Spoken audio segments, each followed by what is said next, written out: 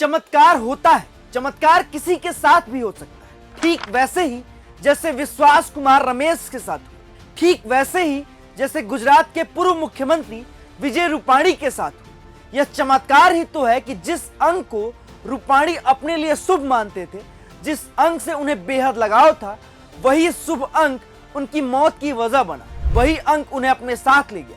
दरअसल रूपाणी को 1206 से कुछ ज्यादा ही लगाव था, तभी तो उन्होंने अपनी सभी गाड़ियों का रजिस्ट्रेशन नंबर 1206 ही रखा था। उनकी पहली कार और उनके पहले स्कूटर का नंबर भी 1206 ही था।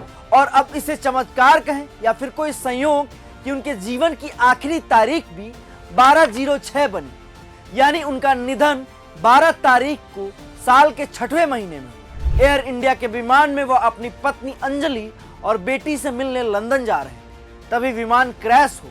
हालांकि रूपाणी का प्लान 12 तारीख को लंदन जाने का नहीं था, उनका पहले प्लान 5 जून को ही जाने का था। वे 5 जून को लंदन जाने वाले थे, लेकिन लुधियाना वेस्ट विधानसभा सीट पर होने वाले उपचुनाव के चलते उनका 5 जून को लंदन जाने का कार्यक्रम टल गया था। अब वो कहते हैं ना कि किस्मत का लिखा नहीं टाला जा सकता, या फिर उन्हें उनका काल 12 तारीख को खींच लाए, क्योंकि अगर वे अपने तय कार्यक्रम के अनुसार लंदन की यात्रा कर रहे होते तो आज वो जिंदा होते। लेकिन नियति और भाग्य ने ऐसा खेल दिखाया कि वे आज हमारे बीच नहीं। पंजाब बीजेपी चीफ सुनील जाखड़ ने खुद बताया कि रूपाणी पंजाब बीजेपी के प्रभारी थे। ऐसे में वो लुधियाना वेस्ट विधानसभा सीट पर होने वाले उपचुनाव को लेकर बेहद ही गंभीर थे। कुछ ऐसा ही हुआ विश्वास कुमार रमेश के साथ। रमेश को अभी तक यह भरोसा नहीं हो रहा है कि वे कैसे जिंदा बचे। विश्वास लंदन जा रही एयर इंडिया की फ्लाइट की सीट नंबर 11 पर बैठे थे।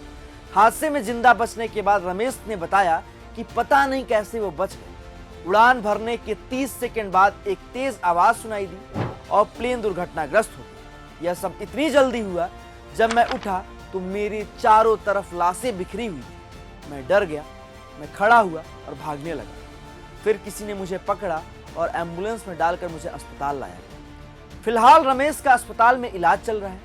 उन्हें सीने, आंख और पैर में चोटें आई हैं, लेकिन वो अब खतरे से बिल्कुल बाहर।